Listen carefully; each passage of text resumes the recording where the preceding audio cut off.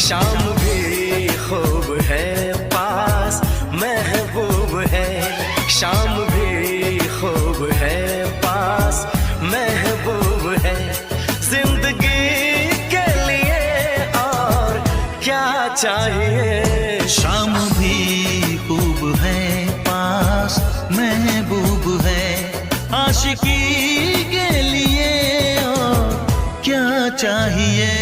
शाम भी खूब है पास महबूब है, क्या हंसी है समा धड़कने है जवां, क्या हंसी है समा धड़कने है जवां, दोस्ती के लिए और क्या चाहिए। शाम भी खूब है पास महबूब है।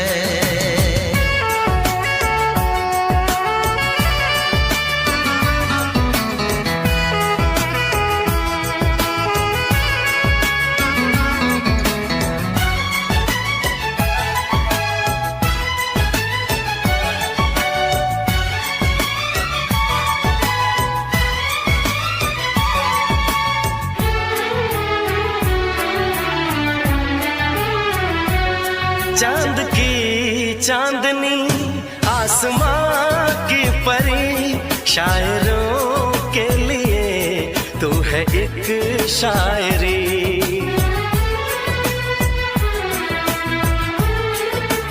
हाँ देखते तुझे दिल दीवाना हुआ, चाहतों का शुरू एक फसाना हुआ।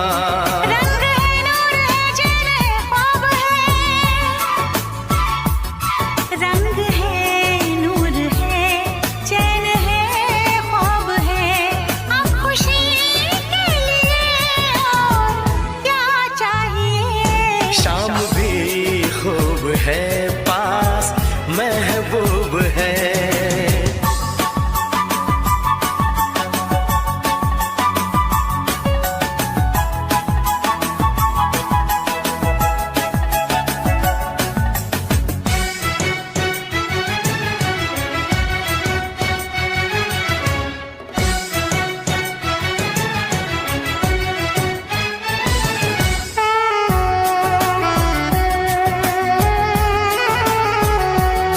हुस्न है प्यार है दिल है दिलदार है,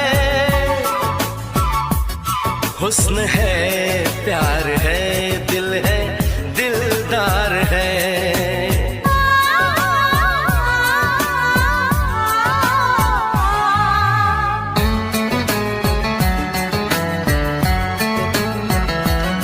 बोलती है नजर चुप है मेरी जुबान, हर किसी से जुदा है मेरी दास्तां, ना किसी से कभी प्यार मैंने किया, दर्द दिल ना कभी यार मैंने लिया। साज है गीत है सुर है संगीत है,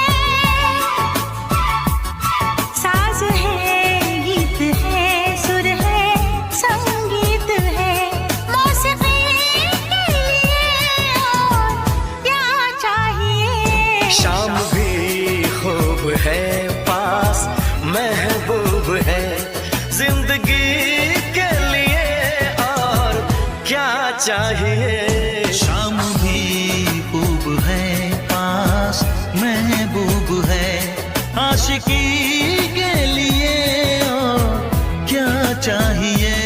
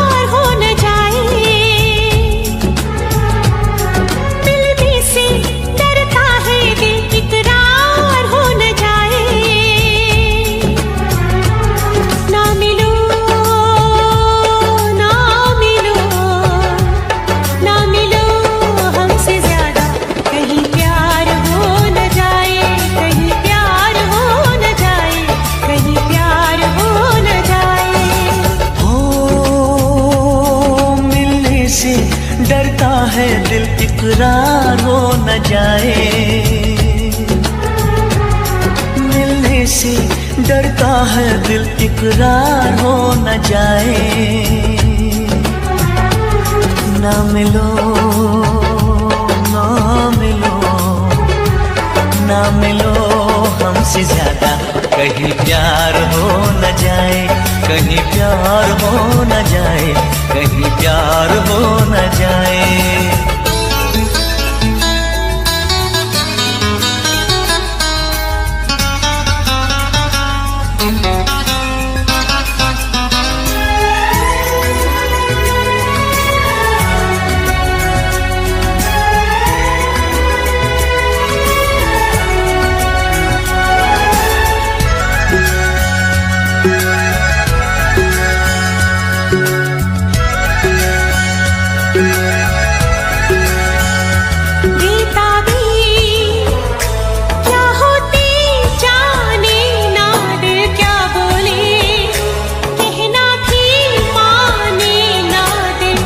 यूं हमको चाहो सनम, चाहत की राहों में है दर्द व गम।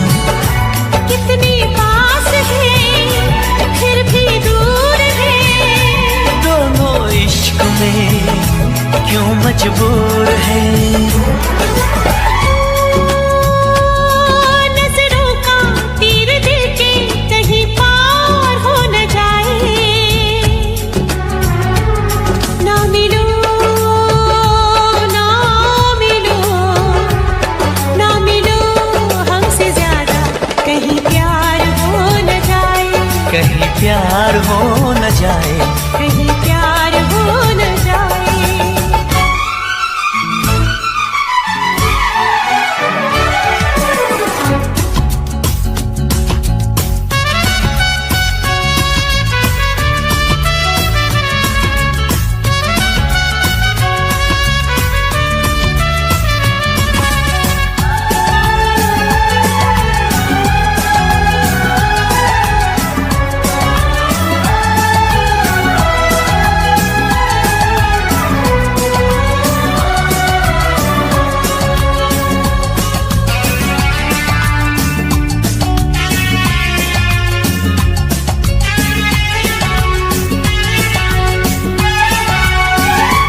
दीवाना कर देना, दीवानापन कहते हैं इश्क पे नाज़ो सनम। जाने मन जाने जा ये दिल लगी, देखो न बन जाए दिल की लगी।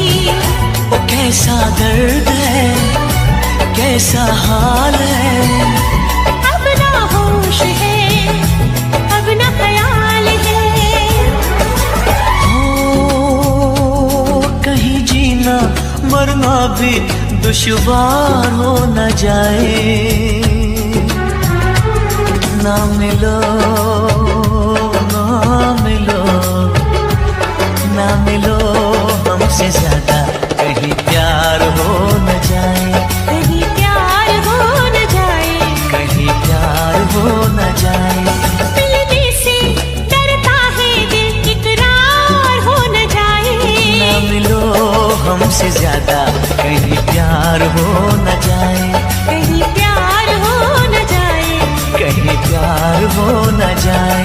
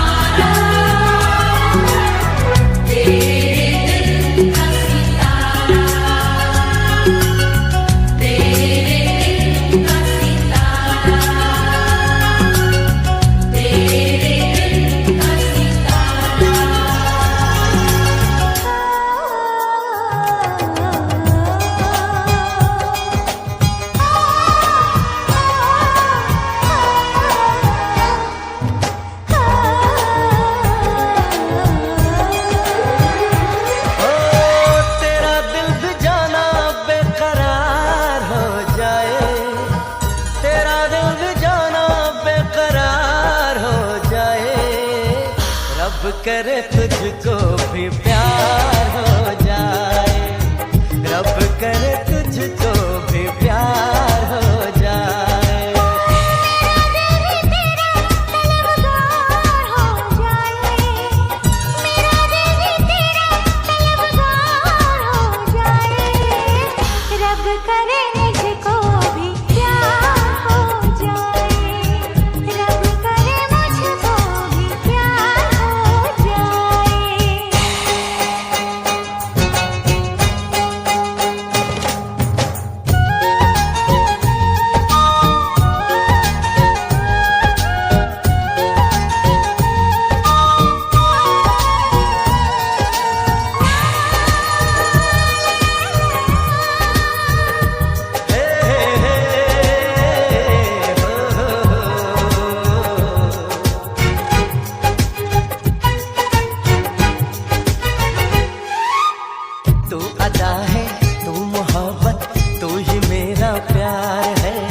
मर मिटा हूँ हाँ मुझे इकरार है। जानती हूँ है शरारत ये जो तेरा प्यार है, क्या करूँ मैं दिल को तो इनकार है। ओ तेरे दिल पे मेरा इख्तियार हो जाए, रब करे तुझको भी प्यार हो जाए, रब करे तुझको भी प्यार हो जाए।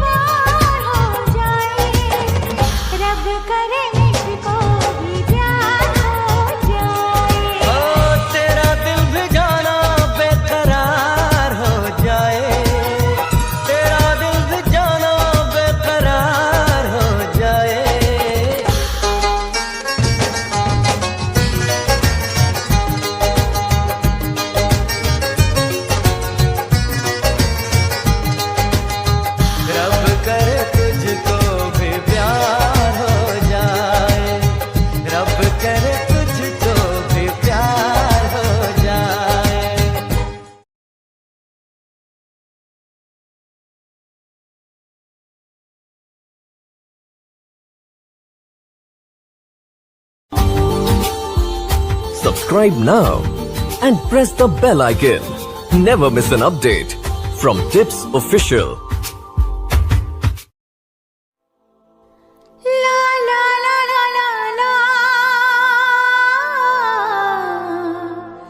la la la la।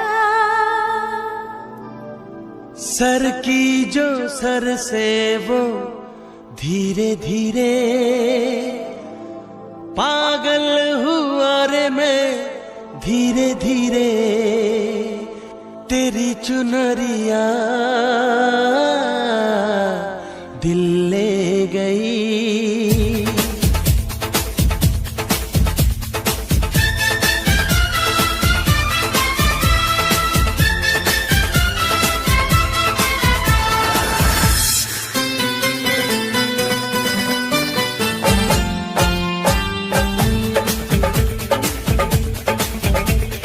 Sir की जो सर से वो धीरे धीरे पागल हुआ रे मैं धीरे धीरे, सर की जो सर से वो धीरे धीरे पागल हुआ रे मैं धीरे धीरे, तेरी चुनरिया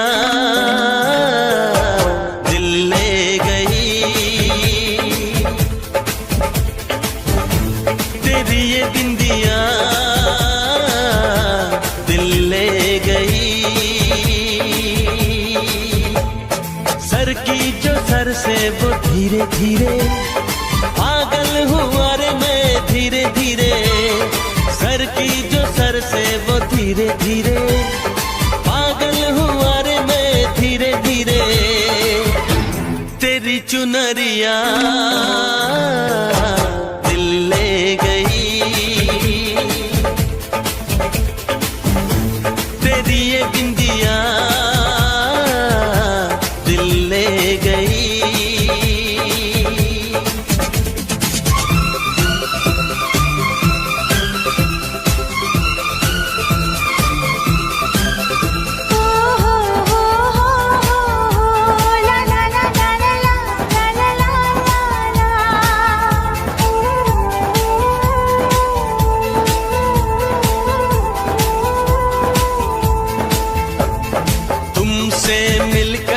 जाना है होता क्यों दिल ये दीवाना है।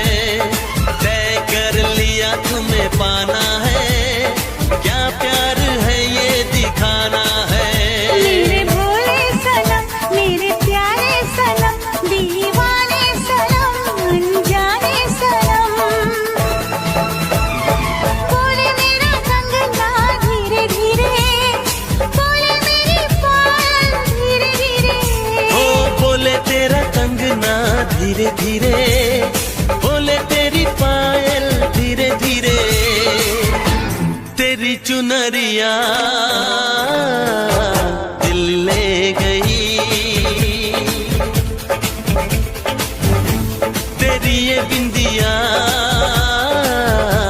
दिल ले गई।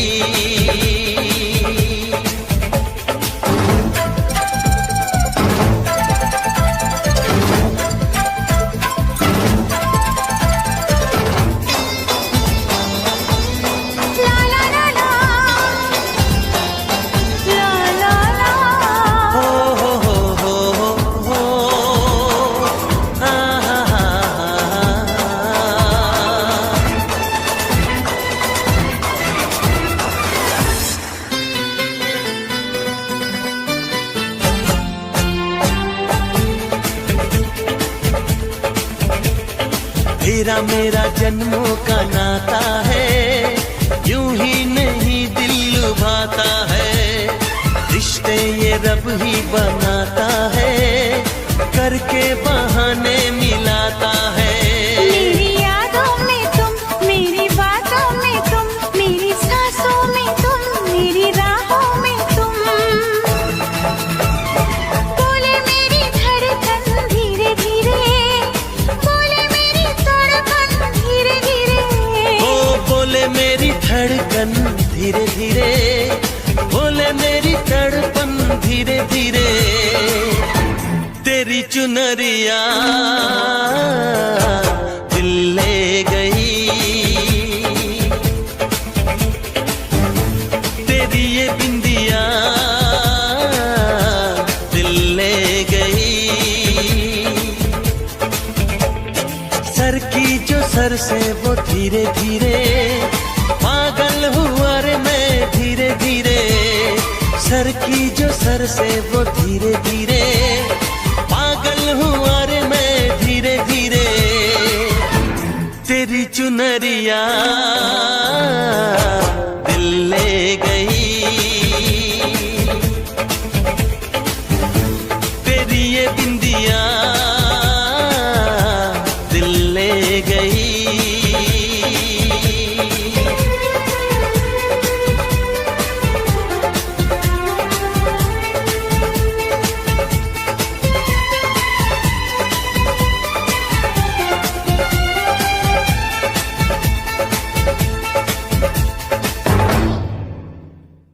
सर की जो सर से वो धीरे धीरे पागल हुआ रे मैं धीरे धीरे।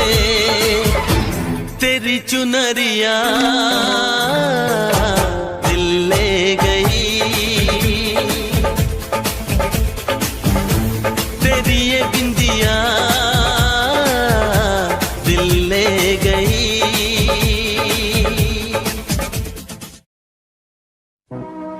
तूने सपना को हाथ लगाया, हमारी इज्जत पे हाथ डाला। मामा ठाकुर, हम एक दूसरे से प्यार करते हैं। जबान खींच लूंगा तेरी।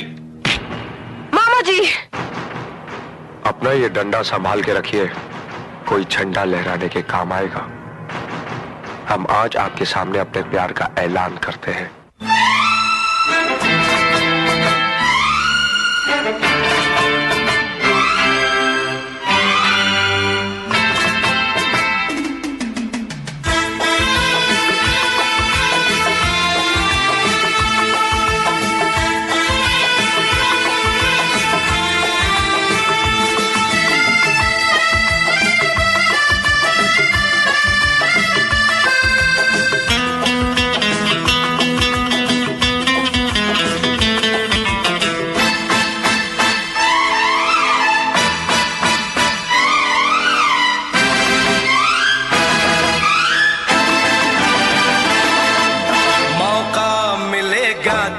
हम बता देंगे, मौका मिलेगा तो हम बता देंगे, तुम्हें कितना प्यार करते हैं सनम। मौका मिलेगा तो हम बता देंगे, तुम्हें कितना प्यार करते हैं सनम।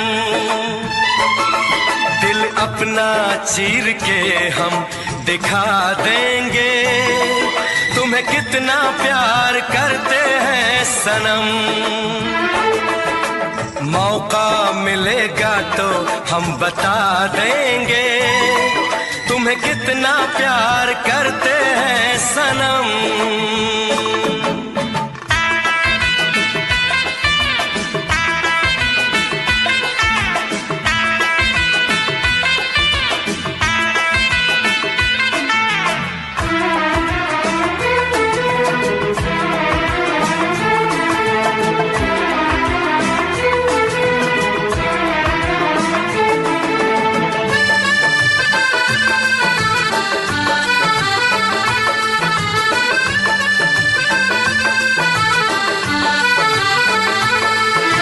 वादे वफा पे तू कर ले यकीन, आपस जाने बहार।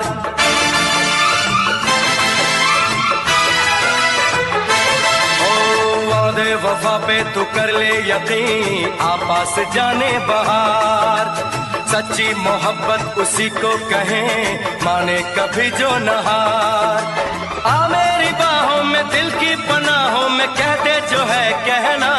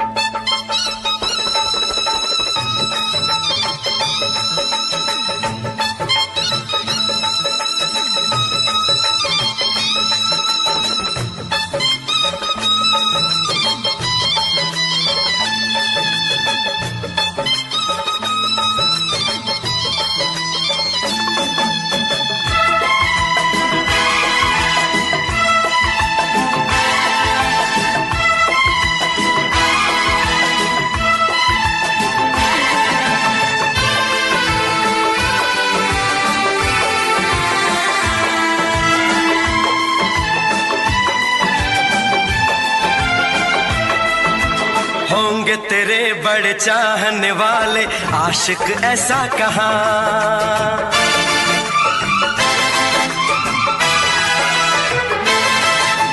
होंगे तेरे बड़े चाहने वाले आशिक ऐसा कहाँ। इश्क की बाजी न हारेंगे ऐसे, देंगे सनम इम्तिहान। हम तो दीवाने हैं, हमको जमाने से और नहीं डरना। मौका मिलेगा तो हम बता देंगे, तुम्हें कितना प्यार करते हैं सनम। दिल अपना चीर के हम दिखा देंगे, तुम्हें कितना प्यार करते हैं सनम। मौका मिलेगा तो हम बता देंगे, तुम्हें कितना प्यार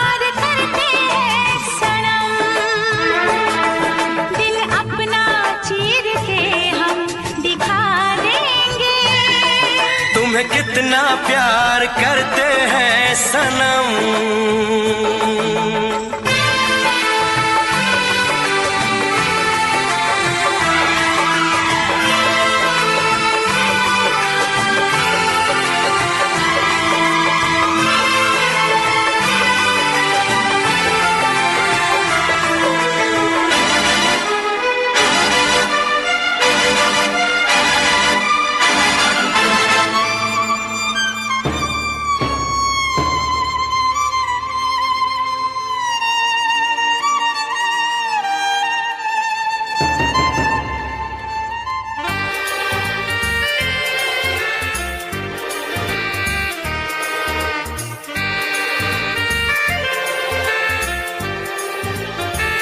नमस्कार साथियों, आज मैं साहिबा विक फिर आपका स्वागत करती हूँ अपने टीजीटी पीजीटी इंग्लिश के चैनल पे, that is A1 English 360 degree. आज हम डिस्कस करने जा रहे हैं एज एंड सेंचुरीज। बेटा मैं एज एंड सेंचुरीज में ऑलरेडी आपको एंग्लो सेक्सन पीरियड पढ़ा चुकी हूँ, एंग्लो नॉर्मन पीरियड भी पढ़ा चुकी हूँ। तो आज हम बढ़ रहे हैं चौसेरियन एज पे, that is the age of Chaucer from 1340 to 1400। So this period begins around 1340। ये स्टार्ट होता है 1340 के अराउंड, क्योंकि माना जाता है कि 1340 से 1345 के बीच में चौसर का जन्म हुआ है। ठीक है, this period starts from 1340 with the birth of Chaucer after Anglo-Norman period and ends in 1400. So this period starts after the Anglo Norman period. ये एंग्लो नॉर्मन पीरियड के बाद ये पीरियड स्टार्ट होता है। तो एंग्लो नॉर्मन पीरियड हमें सबको पता है कि कहाँ तक रहता है। एंग्लो नॉर्मन पीरियड 1340 तक रहता है और 1066 से 1340 तक एंग्लो नॉर्मन पीरियड रहता है। और जैसे ही ये पीरियड खत्म होता है 1340 पे, वहीं से शुरू हो जाती है हमारी age of Chaucer.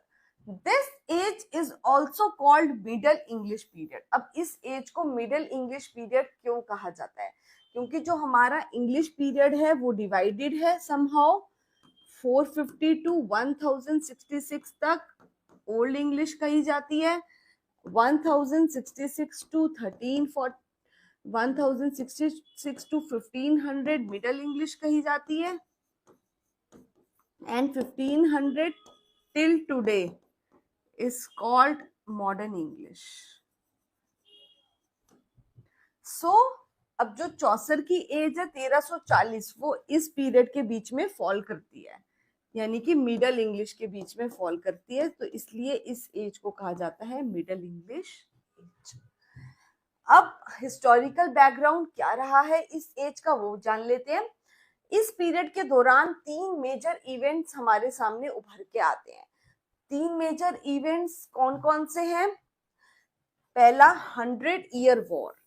100 year war होता है 1337 या 1338 के अराउंड और चलता है 1453 तक। तो 1337 में जब ये पीरियड स्टार्ट होता है 100 ईयर का वॉर, तो जो चौसर है उसका जन्म तब तक नहीं हुआ होता। तो so it starts, the war starts before the birth of चौसर।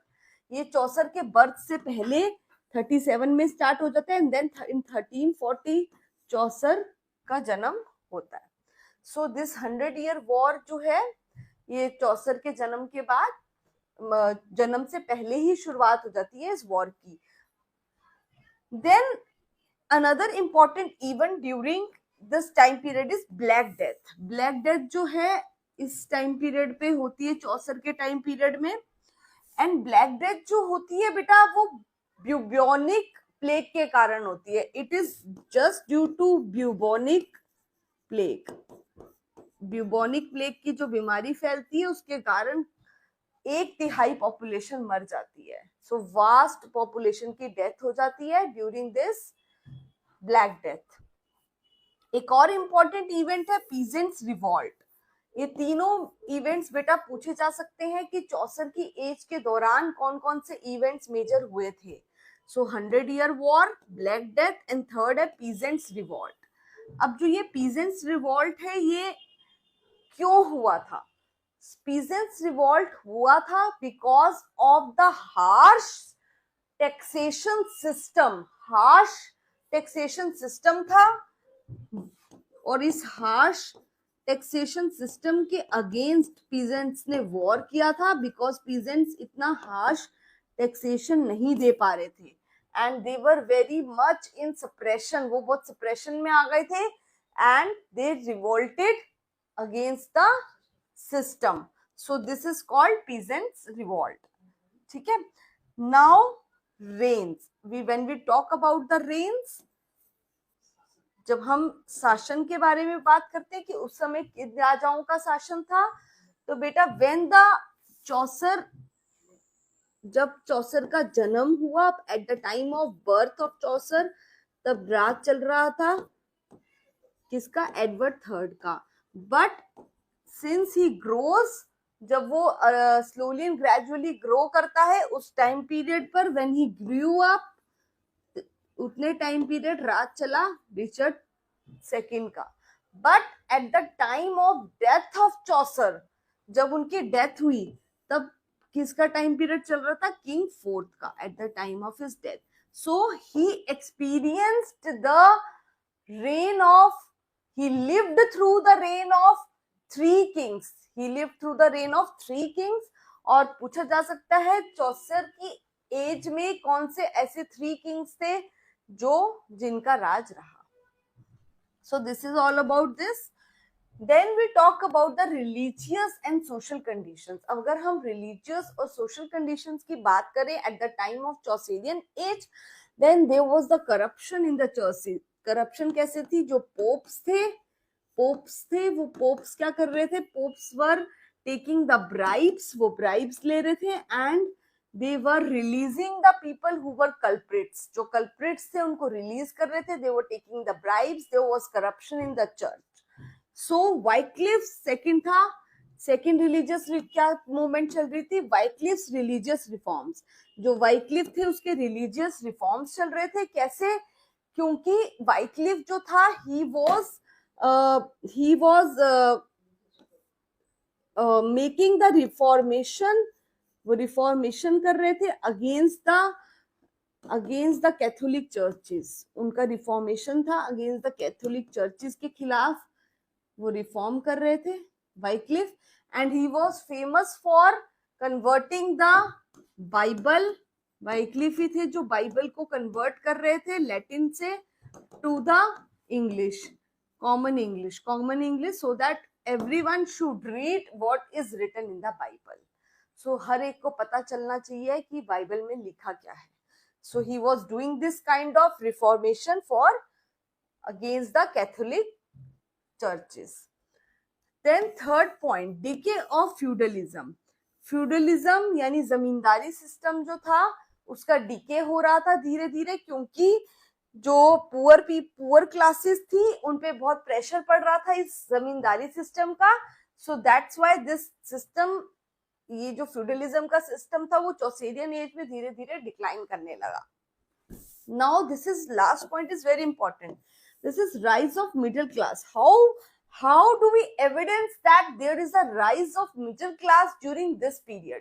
इसका एविडेंस क्या है? इसका एविडेंस है that चौसर की जो वर्क है, चौसेरियन वर्क है जो चौसर का, that is कैंटरबरी टेल्स। चौसर का एक वर्क है कैंटरबरी टेल्स, और इस वर्क में कैंटरबरी टेल्स में हम क्या एक्सपीरियंस करते हैं? that it shows the cross sections of the society. ये हमें दिखाता है wide cross sections of the society. Cross sections कैसे थे सोसाइटी के? क्रॉस सेक्शंस ऑफ सोसाइटी की थ्रू द पिलग्रिम्स। किसके मीडियम से दिखाता है? Through pilgrims. पिलग्रिम्स के माध्यम से हमें ये दिखाता है कि किस तरीके से कितनी वाइड क्रॉस सेक्शन हो रही थी सोसाइटी की, कि कितने डिफरेंट सेक्शंस थे सोसाइटी में। जैसे फॉर एग्जांपल मर्चेंट्स थे, लॉयर्स थे, ये सारे जो मिडिल क्लास पीपल थे, दे ऑल वर ग्रोइंग। ये सब ग्रो कर रहे थे। राइज ऑफ मिडिल क्लास दिखता है हमें कहाँ दिखता है? चौसर के कैंटरबरी टेल्स में, जो कि थ्रू द पिलग्रिम्स के थ्रू, जो पिलग्रिम्स थे उनके थ्रू हमें दिखता है कि कैसे मर्चेंट्स, लॉयर्स वगैरह राइज कर रहे थे उस समय सोसाइटी में। Now we talk about the literature. अब हम लिटरेचर की बात करते हैं। लिटरेचर कैसा था चौसर के टाइम पीरियड के दौरान? सो की पॉइंट्स क्या थे? French and Latin dominated literature. French और जो लैटिन भाषा थी उसने डोमिनेट कर रखा था लिटरेचर को, but English was gaining the ground. But ऐसा नहीं था कि ठीक है, फ्रेंच एंड लैटिन जो थे वो जरूर उस समय प्रचलित थी, दोनों भाषाएं बहुत ज्यादा डोमिनेट कर रही थी, बिकॉज इनका जो एम्पायर है फ्रांस का, और लैटिन किसकी थी? रोमन का। इनका राज चला है उधर ग्राउंड पे। बट इंग्लिश जो थी वो भी धीरे धीरे चौसेरियन एज में, अब जब लैटिन से बाइबल कन्वर्ट हो गई इंग्लिश में और काफी सारे रिफॉर्म्स चलने लगे, तो इंग्लिश ने अपना ग्राउंड पकड़ लिया, क्योंकि वहां की मेन लैंग्वेज थी इंग्लिश। बट डिफरेंट लोगों के वहां रूल करने के कारण, जैसे रोमन एम्पायर रूल करा, या फिर फ्रेंच के लोगों ने वहां के रूल किया, तो उस वजह से इंग्लिश जो है अपना ग्राउंड लूज कर गई। But now at the period of Chaucer, English was again gaining the ground. Influence was clearly visible at the time of Chaucer period.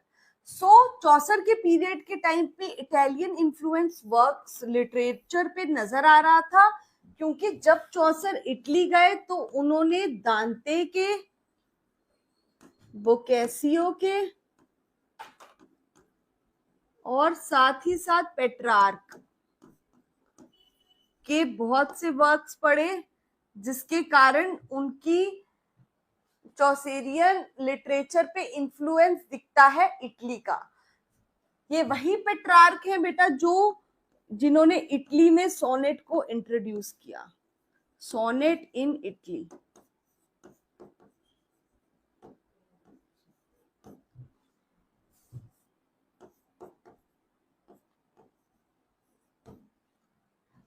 Literature reflected real life, humour, pathos and satire.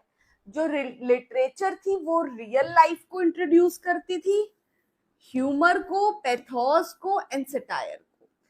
कैसे? जो literature थी उसमें real life कैसे दिखती थी? जैसे इनका Canterbury tales है, तो उसमें भी काफी ज्यादा रियल लाइफ का इन्फ्लुएंस दिखता है। और जो पीजेंट्स रिवॉल्ट हुआ था, पीजेंट्स का जो रिवॉल्ट हुआ था, उसका भी इन्फ्लुएंस इनके काफी वर्क्स पे दिखता है। तो पीजेंट्स रिवॉल्ट उस टाइम रियल लाइफ में चल रहा था और इनके वर्क्स पे उस पीजेंट्स रिवॉल्ट का इन्फ्लुएंस भी दिखता है। ऐसे कई उस समय इंसिडेंट हो रहे थे जो कि रियल लाइफ से जुड़े थे, तो इसलिए इनके वर्क्स को कहा जाता है literature reflected real life incidents. Development of rhyme royal. अब डेवलपमेंट हुई, इंट्रोडक्शन हुई राइम रॉयल की उस समय चौसर की एज में। और ये राइम रॉयल नाम क्यों पड़ा बेटा? क्योंकि ये जो किंग जेम्स फर्स्ट थे, किंग जेम्स फर्स्ट, इन्होंने फर्स्ट टाइम राइम रॉयल यानी 7 लाइन स्टेंजा को इन्होंने फर्स्ट टाइम 7 लाइन स्टेंजा को यूज किया। किसमें? अपने पोएट्री में, अपने वर्क में। इसलिए ये फेमस हो गया क्योंकि ये एक रॉयल किंग थे, किंग जेम्स वन। सो रॉयल फैमिली से बिलोंग करते हैं किंग्स वगैरह, तो इसलिए इसका स्टेंजा का 7 लाइन स्टेंजा का नाम पड़ गया राइम रॉयल। चौसेरियन स्टेंजा भी पढ़ा। This stanza is also known as Chaucerian stanza. और पहले चौसर थे, यानी पहले ये चौसेरियन स्टेंजा कहा जाता था, बट जब किंग ने इसे यूज किया तो इसको राइम रॉयल कहलाया जाने लगा। और इनके टाइम पे हीरोइक कपलेट्स भी बहुत फेमस, यानी 2 लाइन्स के स्टेंजास थे। हीरोइक कपलेट जो 2 लाइन्स के स्टेंजास थे, उसमें क्या था ये जो स्टेंजास थे बहुत ज्यादा हीरोइक पोएट्री में यूज होते थे, शिवेलरी में, यानी कि बहादुरी की पोएट्री में यूज होता था ये वाला स्टेंजा, इसलिए इसका नाम पड़ा हीरोइक कपलेट। थीम्स यानी उस समय कौन से ऐसे सब्जेक्ट्स थे जिन पे लोग लिख रहे थे, कौन से मुद्दे चल रहे थे, तो उस समय लोग लिख रहे थे एक तो रिलीजियस टॉपिक्स पे। क्यों रिलीजियस टॉपिक्स क्या थे? एक तो करप्शन था चर्चिज में, सो रिलीजियस टॉपिक्स थे corruption in the churches and the challenging of the Catholic churches. Challenge किया जा रहा था उस समय कैथोलिक चर्चिज को, वाइक्लिफ कर रहे थे reformation and he was challenging against the, challenge कर रहे थे किसको? कैथोलिक चर्चिज को। और सोशल इश्यूज क्या थे बेटा? जैसे फ्यूडलिज्म को फिनिश करा जा रहा था, फ्यूडलिज्म वाज बीइंग एबॉलिश्ड, उसको एबॉलिश किया जा रहा था फ्यूडलिज्म को। पीजेंट्स का जो रिवॉल्ट था वो भी एक काइंड ऑफ सोशल इशू था, पीजेंट्स जो है टैक्स के खिलाफ रिवॉल्ट कर रहे थे। शिवेलरी यानी बहादुरी, रोमांच, adventure, love, courtly romance, allegory. Allegory क्या होता है बेटा? जिसमें मेन जो व्यक्ति होता है उसके व्यक्ति को छुपाकर दूसरे रूप में उसको प्रेजेंट किया जाता है, यानी कि उसको कोई नाम दिया जाता है उस फिगर को, जैसे कि एनिमल्स का नाम दिया जाए किसी को, कोई भी फिगर हो, जैसे लीडर है कोई, उसको लायन का नाम दे दिया जाए। सो मेन लीडर का नाम छुपा के कोई और नाम उसको दे दे एनिमल्स का या किसी का, तो that is allegory. And morality, morality भी शो होती है। या यॉनरास। अब यॉनरास क्या थे पोएट्री के? They were narrative poetries, allegorical poems, allegorical poems थी, ड्रीम विजन्स यानी सपने में कोई कहानी चल रही है, dream visions, lyric and ballads, folk songs, लोक नृत्य, इस टाइप के लोकगीत जो है उस समय, बैलेड्स भी फेमस थे। Prose, religious prose, religious essays लिखे जा रहे थे, जैसे जो बाइबल थी, वाइक्लिफ ने भी लैटिन से बाइबल को कन्वर्ट किया इंग्लिश में, और भी लोग बाइबल्स पे एसेज लिख रहे थे, अपनी तरीके से बाइबल को रिप्रेजेंट कर रहे थे। And dramas, mystery place, drama में बेटा पूछा जा सकता है उस समय, बहुत इंपॉर्टेंट क्वेश्चन बनता है इससे, विच 3 टाइप ऑफ ड्रामास जो थे उस समय चल रहे थे चौसर टाइम पीरियड में, तो हम इस ऑप्शन पे टिक लगाएंगे, mystery, miracle and morality. MMM, 3 M's जो थे उस समय ड्रामा में। ये क्वेश्चन बेटा इंपॉर्टेंट है, बार बार बोल रही हूँ, ड्रामा का क्वेश्चन आ चुका है पहले भी। उस समय चौसर की एज में कौन सा ड्रामा फेमस थे? सो it is mystery, miracle and morality, 3 place बहुत फेमस थे। की फिगर्स एंड देयर वर्क्स। अब उस समय की की फिगर्स कौन थी? मेन इंपॉर्टेंट लोग उस समय चौसेरियन एज में कौन थे? पहले तो खुद जेफरी चौसर ही थे, जो कि he is called the father of English poetry, उनको कहते हैं father of English poetry by John Dryden. और ये कहा किसने है उनको father of English poetry? John Dryden ने, by John Dryden. Morning star of renaissance, उन्हें मॉर्निंग स्टार यानी अग्रदूत कहा जाता है, किसका? रिनेसा का।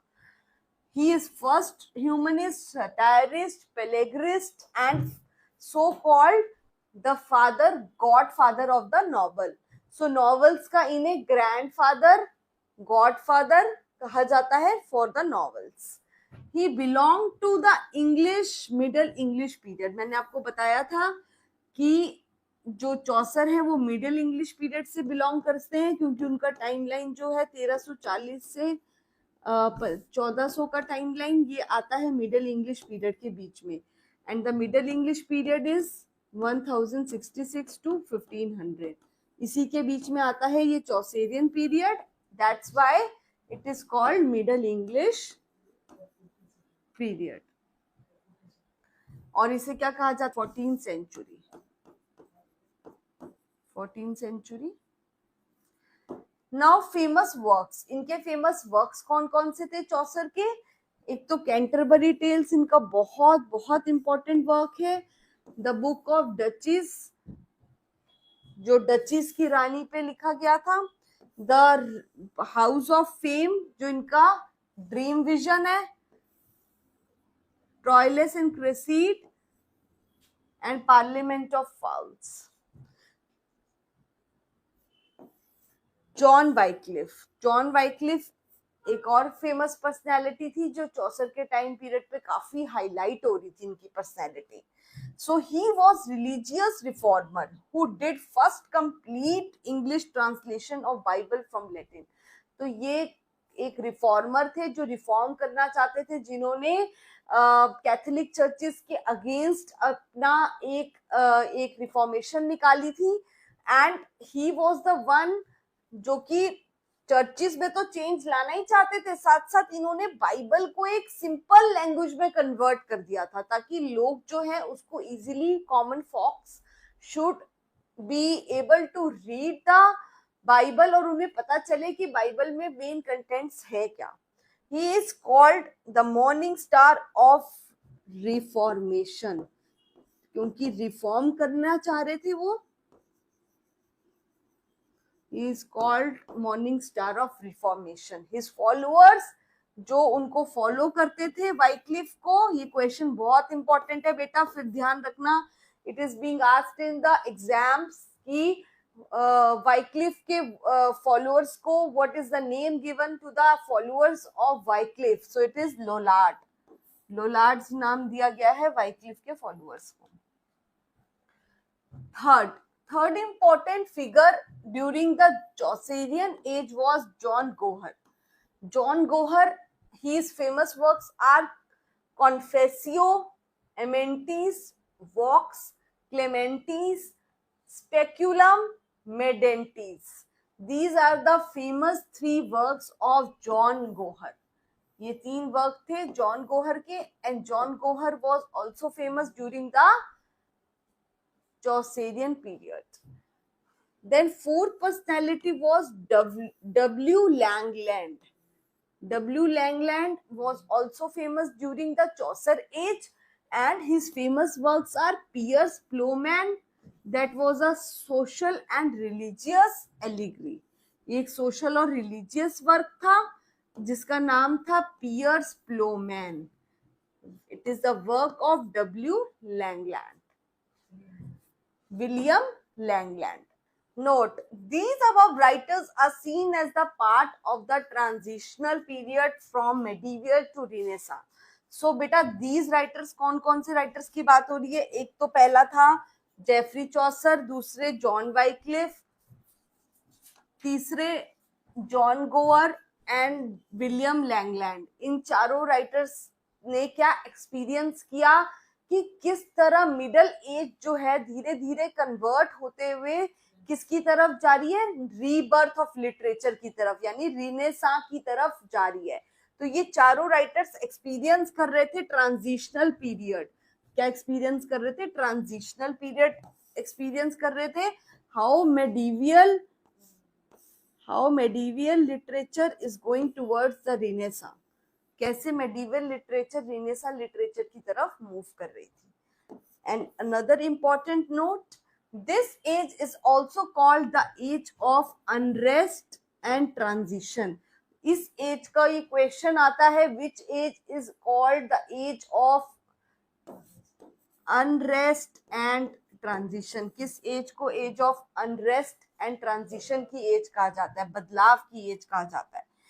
वो एज कहा जाता है बाय, और ये कहा क्या जाता है, by Ricketts in his book. और किस में लिखा गया? रिकेट्स ने लिखा है अपनी book history of English literature में।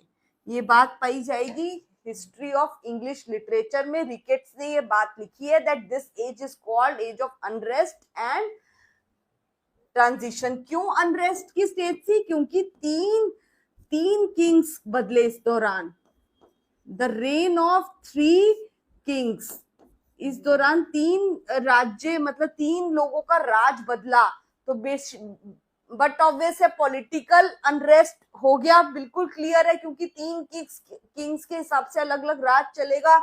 तो it was a stage of political unrest. Religious कैसे अनरेस्ट हो गया? क्योंकि जैसे ही करप्शन थी कैथोलिक चर्चेज में और बाइबल को कन्वर्ट किया जा रहा था इंग्लिश में, तो रिलीजियस में भी चेंजेस आ रहे थे।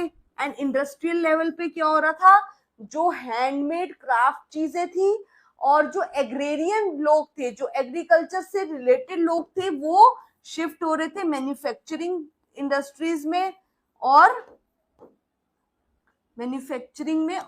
मशीन मेड थिंग्स में धीरे धीरे कन्वर्जन हो रहा था। So this was the age of discontentment. Significance यानी कि जो चौसेरियन एज में लिटरेचर लिखी गई थी उसका क्या महत्व आज की डेट में भी देखा जाता है। तो वो चौसेरियन लिटरेचर ने मिडल इंग्लिश की जो लिटरेचर है और जो मॉडर्न इंग्लिश है, यानी कि 1500 से जहां से मॉडर्न इंग्लिश शुरू हो जाती है, तो इन दोनों लिटरेचर के बीच में क्या पैदा किया था, एक ब्रिज बनाया था किसने, चौसेरियन लिटरेचर ने, क्योंकि उसको कनेक्ट करा था मिडल इंग्लिश को और मॉडर्न इंग्लिश को। The transition from medieval to modern literature, अब ट्रांजिशन हो रहा था यानी बदलाव आ रहा था किसमें, मेडिवियल पीरियड से मॉडर्न पीरियड में चीजें चेंज हो रही थी।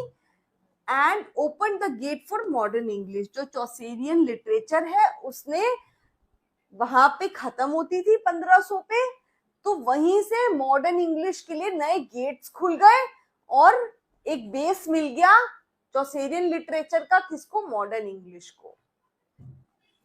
Prepared ground for the renaissance, और इसने मेडिवियल इंग्लिश ने ग्राउंड एक बना दिया किसके लिए, रीबर्थ के लिए, यानी रिनेसा के लिए, रिनेसा लिटरेचर के लिए। द इटालियन रिनेसा स्पिरिट, अब उस समय चौसर की जो लिटरेचर थी उसने एक इटालियन रिनेसा स्पिरिट भी जगा के रखी थी। कैसे, क्योंकि जो चौसर थे वो इटली में गए थे और इटली में उन्हें इन्फ्लुएंस मिला था रिनेसा का, वहां पे बहुत ज्यादा रिनेसा का इन्फ्लुएंस चल रहा था इटली के अंदर। और जब वो इटली से यहाँ आए इंग्लैंड, तब उन्होंने when he reach to England, तो उन्होंने उसी इटालियन रिनेसा की जो स्पिरिट है उसको यहाँ भी आके फैलाया। सो इसलिए जो चौसर है, चौसर की जो लिटरेचर है वो ग्राउंड बनाती है रिनेसा का। ग्राउंड कैसे प्रिपेयर करती है, क्योंकि वो खुद इटली से आए थे रिनेसा लेके।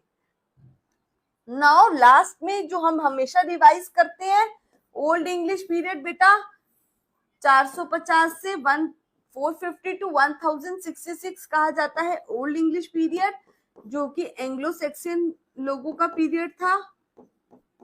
फिर मिडल इंग्लिश पीरियड आता है जो कि जिसमें एंग्लो नॉर्मन्स रहे, चौसर आया, फिर चौसर आए और पोस्ट चौसेरियन पीरियड देखा जाता है। ठीक है, मॉडर्न 1500 से अब तक जितने भी है वो मॉडर्न इंग्लिश चल रही है। लैंग्वेज की बात करें तो सबसे पहले रोमन एम्पायर रूल कर रहे थे इंग्लैंड में, तो रोमन लैटिन लेके आए। उसके बाद जर्मन भाषा कौन लेके आया, जर्मन्स, यानी कि एंग्लो सेक्सन्स जो जर्मन थे, एंग्लो सेक्सन और जूट्स। फिर ओल्ड नॉर्स कौन लेके आए, वाइकिंग्स। और फ्रांस से लेके आए फ्रेंच लोग, फ्रांस के लोग कौन थे, नॉर्मन्स। और आज ये इंग्लिश है सबका blend. English is a composite language, it is not a pure language, ये सबका ब्लेंड है इसीलिए। सो there our class ends. You can join me on A1 English 360 degree on YouTube.